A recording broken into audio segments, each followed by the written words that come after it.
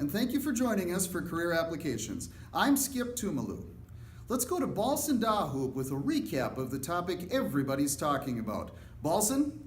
All right, everyone. I'm here to report and comment on last night's Stanley Series Round 7 Battle of the Resumes. Now let's check out the footage. And here's the handoff.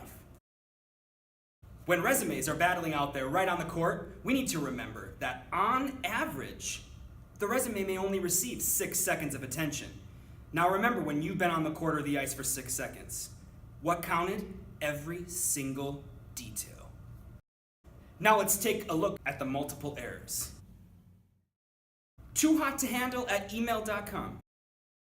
When it comes to the email address that you put on your resume, it's very important to play smart offense and not be offensive.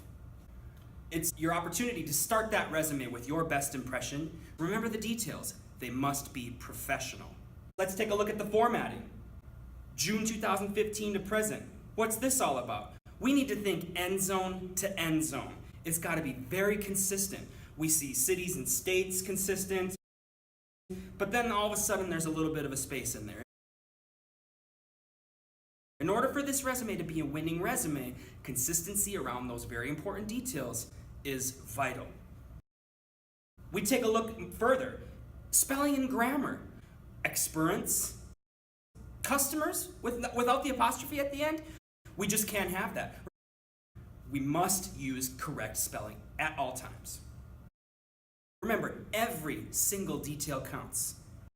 If you could pay attention to those very specific details and address even the simplest of those errors, I have no doubt that the puck will go straight through those goalposts and that your resume won't go right into the basket. Back to you, Skip. Ouch. Well, thank you, Balsan. Now let's go over to Farrell E. Average and part 2 in his sequence on resume writing. Farrell? Thanks, Skip. Welcome back, everybody. Thanks again for joining us. Again, I am here with Carrie Oakey, our resident expert on resumes, and we are going to go ahead and review the resume I put some work in on. Carrie, have at it. Well, let's see what you got here. I'm noticing 2 pages. So some of the things we talked about last time are trying to get it down to 1 page, right? How'd that go for you? Well, you're right. You did tell me that. I apologize. You know, here's the thing. When I'm trying to squeeze in references, volunteer work, hobbies, it just started to get into that second page, so I apologize. Okay, so there's another important piece of information you brought up, is that references are a separate document. Oh. So I love it that you have them. Sure. They do not belong on your resume. Sure, okay. Nor does that statement that used to be used, references available upon request, Okay. we don't put that on the resume anymore. Gotcha. Okay. Okay. One thing I do see that I like is that you've laid out the major sections, including summary of qualifications, Okay. education, and experience. How about my objective? Well, the thing about the objective is we don't put that on the resume either. Strike it Right? out. It's kind of harsh, I know. But each different job you apply for is the objective. It kind of goes without saying. So you Okay. might modify each resume based on the job you're applying for. Okay. So You don't kind of a need the waste objective. waste of a space. It's a waste of Okay, space. good to know. Yeah. Oh, you had mentioned hobbies and volunteer. There was something wrong with that part? Yeah, so first off, the hobbies are important, an important aspect of you, but they don't go on a resume. They just aren't professional on a resume. Okay. Volunteer work, depending on what it is, might be appropriate on this resume, especially if it's relevant for the type of work that you're doing. So they probably don't want to know that I'm taking care of my sister's monster children. No, but they might want to know about the social media videos that you made. Sure. So we That can makes think sense. about how that would go on a resume. Awesome. Okay. Okay? Okay. As I look back quickly on this front page, I noticed that under education, Yep.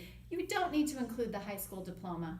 Because you have a college education, right? That makes That's sense. kind of Yeah. understood. Okay. That's a given.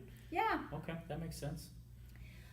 As I look at this quickly, I'm also seeing that you've got the I statement and the period. Yeah, you told me that. My fault. Yeah, it's old habits die hard.